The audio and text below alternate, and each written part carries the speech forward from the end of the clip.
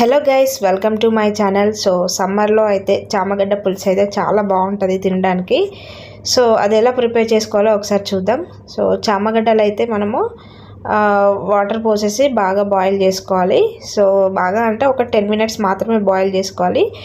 Next oil వేసేసుకొని మనము onions, పచ్చిమిర్చి అండ్ మెంతులు, జీలకర్ర వేసేసి కొంచెం సాల్ట్ వేసేసుకొని బాగా ఫ్రై చేసుకోవాలి. సో అది బాగా ఫ్రై అయిన తర్వాత కొంచెం పసుపు అయితే వేసుకొని కలపాలి. ఆనియన్స్ని అటు ఇటు కలుపుతూ ఉండాలి. నెక్స్ట్ నేను చామగడ్డలు అయితే ఉడకబెట్టుకున్నాను కదా, అవి పొట్టు తీసేసుకొని చిన్న చిన్న ముక్కలుగా కట్ చేసుకోవాలి రౌండ్గా. సో ఇక్కడైతే చూపిస్తున్నాను కదా. సో ఇప్పుడు ఆ ఆనియన్స్ ఫ్రై అయిన తర్వాత చామగడ్డలు మనం అందులో వేసేసుకొని ఒక 10 నిమిషాల పాటు ఫ్రై చేయాలి. సో ఇక్కడైతే నేను ఫ్రై చేస్తున్నాను. ఇప్పుడు కొంచెం నేను సాల్ట్ అయితే వేసుకున్నాను అండ్ పక్కకైతే నేను చింతపండు రసం అయితే ప్రిపేర్ చేసుకుంటున్నాను. ఒక 2 రెమ్మలు అయితే చింతపండు తీసుకొని ఒక గ్లాస్ వాటర్ తీసుకొని సో చింతపండు పులుసు అయితే ప్రిపేర్ చేశాను. అలాగే 2 టమాటాలు కూడా వేసుకోవాలి, చాలా టేస్టీగా ఉంటుంది. సో ఇప్పుడైతే టమాటాలు అందులో వేసేసుకొని దాన్ని కలుపుతూ ఉన్నాను.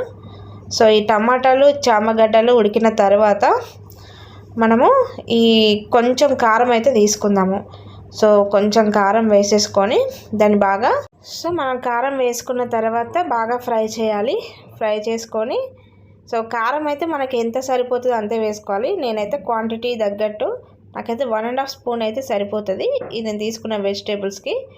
సో 1.5 స్పూన్ అయితే వేసుకున్నాను. నెక్స్ట్ చింతపండు రసం అయితే ప్రిపేర్ చేసుకున్నాం కదా, ఆ చింతపండు రసం అయితే మనం ఇందులో వేసుకొని బాగా కలుపుతూ ఉండాలి.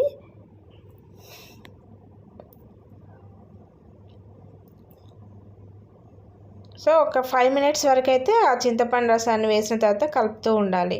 సో మనం ఫస్ట్ అయితే కొంచెం సాల్ట్ వేసుకున్నాం కదా ఆనియన్స్ ఉడకడానికి. ఇప్పుడు మనకి సాల్ట్ ఎంతైతే సరిపోతుందో అంత సాల్ట్ వేసుకొని బాగా కలుపుకోవాలి. అండ్ కొంచెం గరం మసాలా వేసుకుంటే ఇంకా చాలా టేస్టీగా ఉంటుంది. సో ఫైనల్గా అయితే ఆయిల్ అయితే పైకి తేలాలి. సో ఆయిల్ ఎప్పుడైతే పైకి తేలుతుందో అప్పుడు కర్రీ ఉడికినట్టు. సో మొత్తానికైతే నేను రైస్ కర్రీ అయితే పెట్టుకొని వచ్చేసాను. చూడండి ఫైనల్ లుక్ అయితే కర్రీది ఇలా వచ్చింది. సో టేస్ట్ చేయడానికి రెడీగా ఉన్నాను. సో నేను టేస్ట్ అయితే చేశాను, చాలా బాగుంది. సో మీరు కూడా ఇలా సింపుల్ ఇంగ్రీడియంట్స్తోని ట్రై చేయండి. వీడియో నచ్చితే